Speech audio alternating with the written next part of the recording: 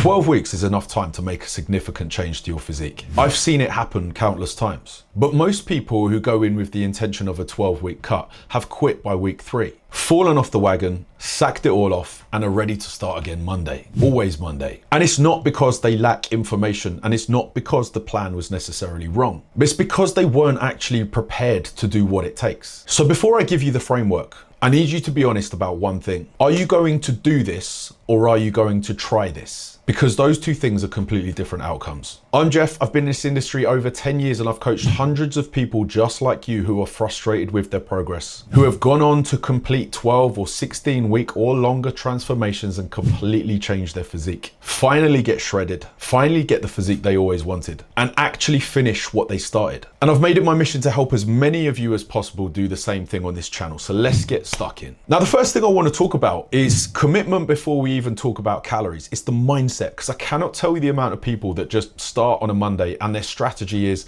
oh, I'm just not going to eat shit in the office. Oh, I'm going to knock beer on the head. Oh, I'm not going to have takeaways this week.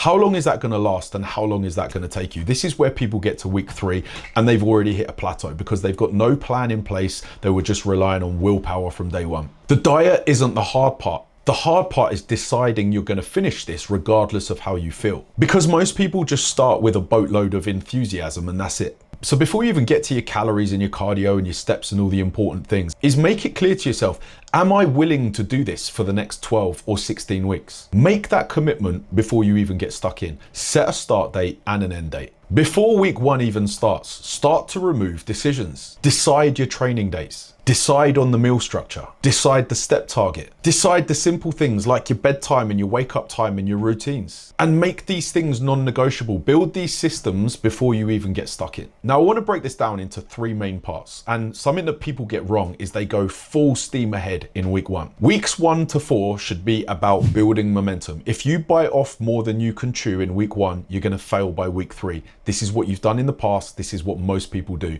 Learn from your mistakes. Don't chase perfection in weeks 1 to 4. Don't make any crazy adjustments in week 1 to 4. Don't give yourself anything unsustainable that you can't stick to, that you're going to be inconsistent at in weeks 1 to 4. Weeks 1 to 4 should just be about building confidence and adherence. This first month is about proving that you can follow a plan. Because the boredom phase for most people usually creeps in around week 3 to 5. This is where the excitement has gone. This is where things start to slow down. This is where people think they've hit a plateau. The novelty has gone. Now, the important thing to remember here is there is a massive gray area when it comes to fat loss. Those first few weeks you're excited, and those last few weeks are where the magic happens. And that whole little bit in the middle is hard work because it doesn't feel like much is happening. And this is why it's so important to take the metrics in that point. It's so important to take your scale weight daily, but make sure that it's trending down over weeks.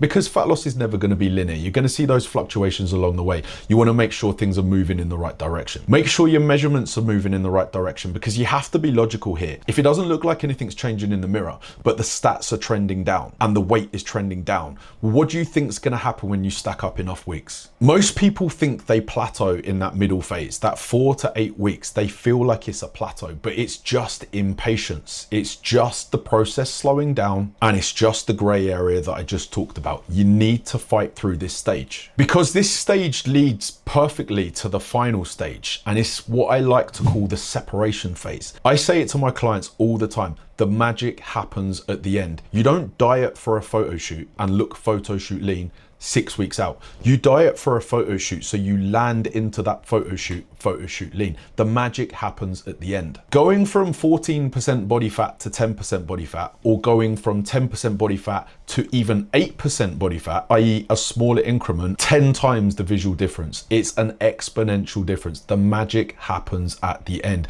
The people who win at this game are the ones who can keep going to the end. And this is where that gap appears. Everyone starts motivated, but very few people even finish this process because this is where it starts to suck. This is where the negatives can creep in. Hunger gets worse and worse. Irritability creeps up. Mood gets worse. Libido gets worse. Energy gets worse. Training starts to suck. This list of negatives goes up and up and up.